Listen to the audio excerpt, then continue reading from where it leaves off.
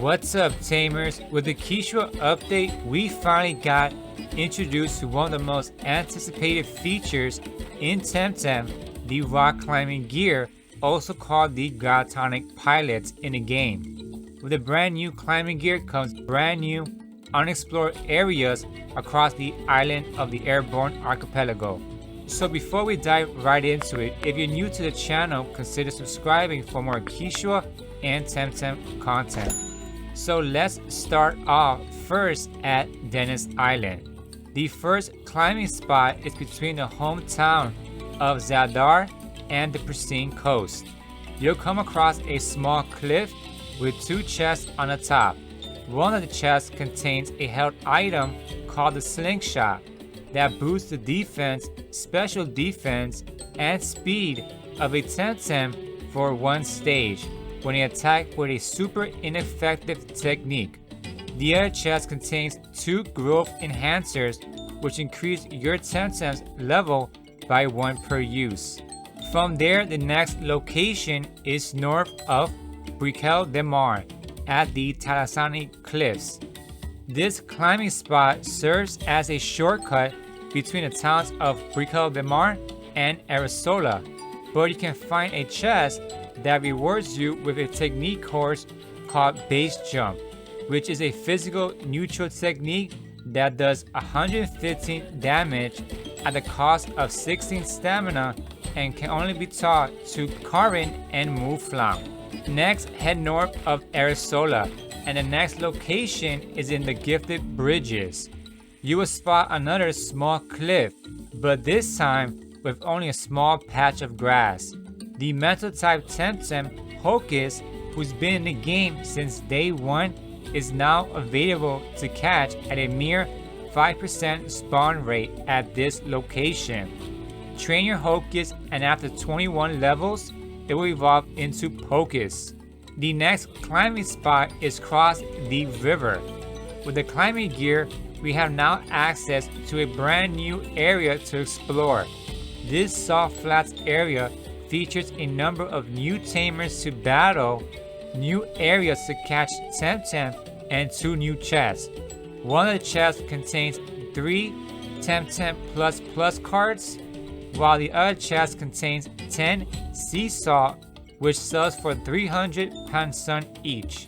Now, the final spot in Dennis Island is inside the Agmarina Caves.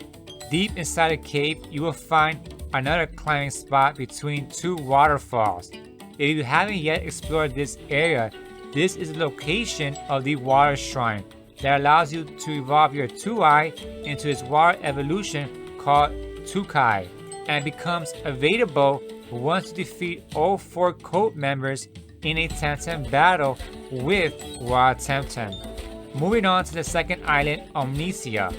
It currently doesn't have any climbing spot at the moment, but it does inside the Anak Volcano. However, it's inaccessible till we get back the crystal skates in a future update. And next, let's head now to Tukma, the third island. The first climbing spot is located here, and there's a total of 3 chests on the top.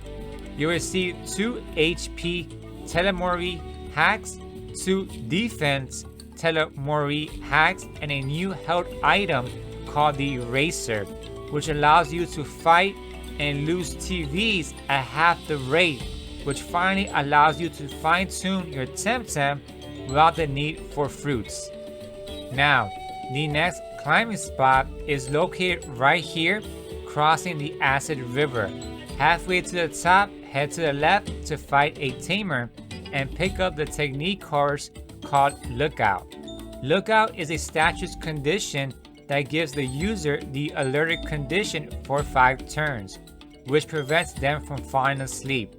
From there, continue climbing the wall to the top and you'll reach the Bandit Hideout.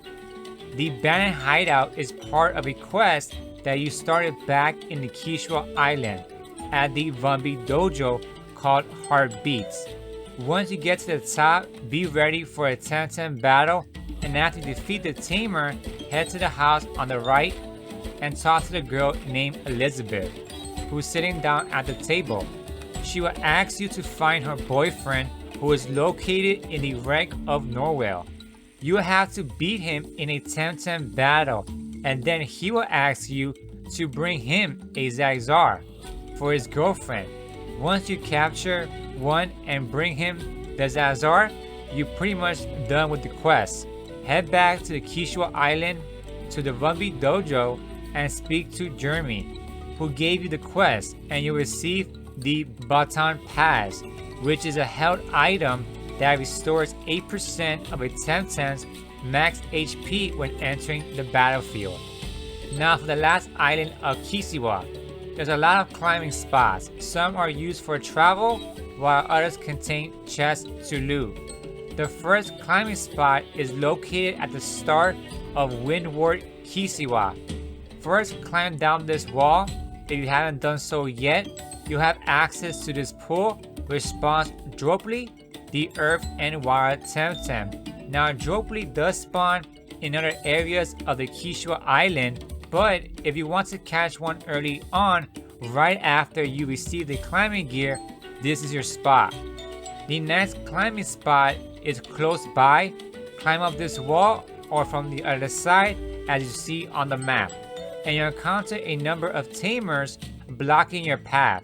Take them out and you'll find a couple of chests laying around. Here you'll find 2 Vigorous Loquats that heal 40% of a Temtem's health and stamina, 1 TemCard Plus and 1 Super Scent. And head down the wall, you'll find 1 special attack Telemori hack and 1 special defense Telemori hack. Now beyond this point in Windward Kisiwa, you will come across a lot of climbing spots. Some are for travel, like I said, while others contain chests to loot. Since there's so many chests to go over, here's a map instead with marks on it, so you can find each chest. Just take a screenshot and use it to navigate around the island. Some of these chests contain TV fruits, Bomb Plus Plus, and much more, but nothing too major. So there you go, that's all the climbing spots as of now from the Kisiwa update.